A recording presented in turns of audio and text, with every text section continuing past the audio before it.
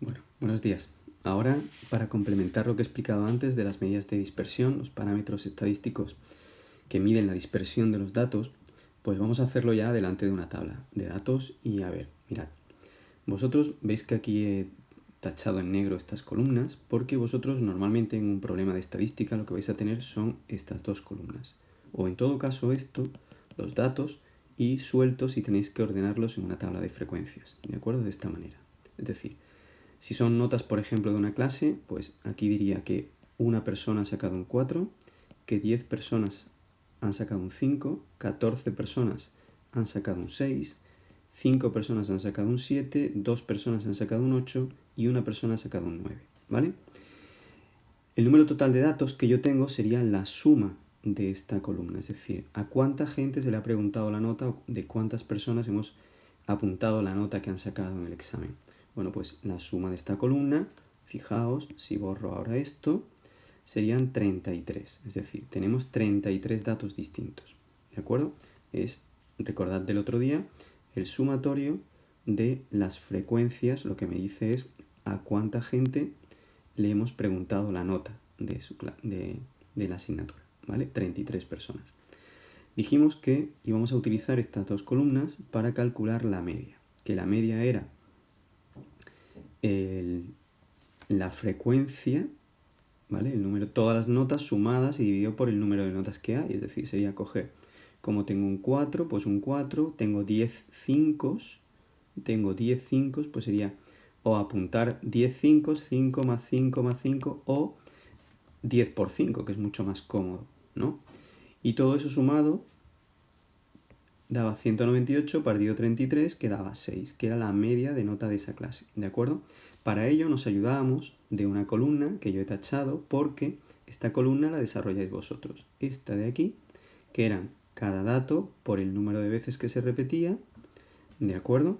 Anotar los f sub i por x sub i era 4 por 1, había un 4, pues 4 por 1 daba 4, había 5 10, perdón, 10 5 era lo que había, por tanto anotábamos aquí un 50, había 14 veces el 6, anotábamos aquí 84, 5 veces el 7, 35, 2 veces el 8, 16 y una vez el 9, este 9.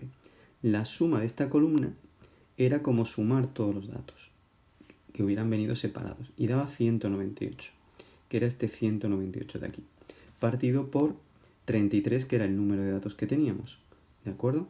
Y eso nos daba la media. Os recuerdo que la media tenía que ser un valor que estaba entre el más pequeño y el mayor, ¿vale? Aprovechando que hemos definido en el vídeo anterior lo que era rango, recordad que el rango es la diferencia entre el mayor valor y el menor valor. Luego el rango de esta distribución sería 9 menos 4, que sería 5. Me está diciendo la distancia que hay entre el menor valor y el mayor valor, ¿de acuerdo? 5 sería el rango de esta distribución. Ahora, ¿qué necesitamos para las medidas de dispersión? La varianza, la desviación típica, que son las que vamos a hacer principalmente. Bueno, pues en vuestro libro aparece ya directamente calculada la desviación típica, aunque lo normal es calcular previamente la varianza, que es la desviación típica sin la raíz cuadrada. Entonces, yo os he escrito aquí lo que sería la varianza y vamos a ver de dónde salen estos números, aunque el 33 ya sabemos lo que es. 33 es n, es el número de datos que tú estás estudiando. Y 6 es la media al cuadrado. En esta fórmula, la media al cuadrado. Luego, evidentemente, no hace falta mucha explicación para poder calcular la varianza en la desviación típica, aunque me la pidan y nadie me pida la media, yo tendría que hacerla primero. ¿Por qué?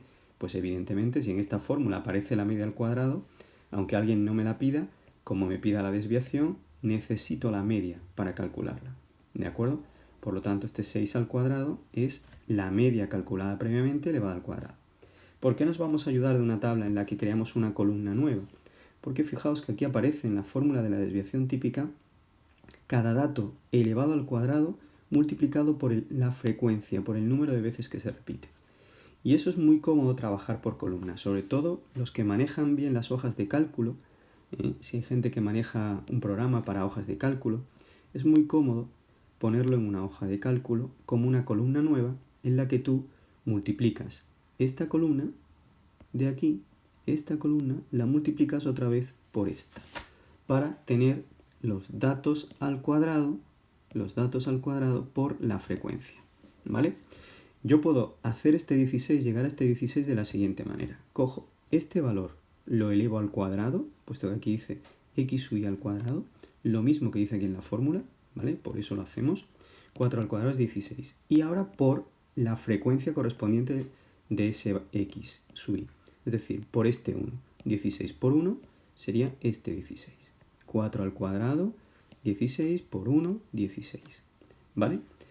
Por otro lado, el siguiente, este 250, ¿de dónde saldría? Pues 5 al cuadrado son 25 y 25 por su frecuencia correspondiente. 25 por 10, 250. ¿Vale? Siguiente, este dato al cuadrado, 6 al cuadrado por 14 por su frecuencia. Y se supone que eso da 504.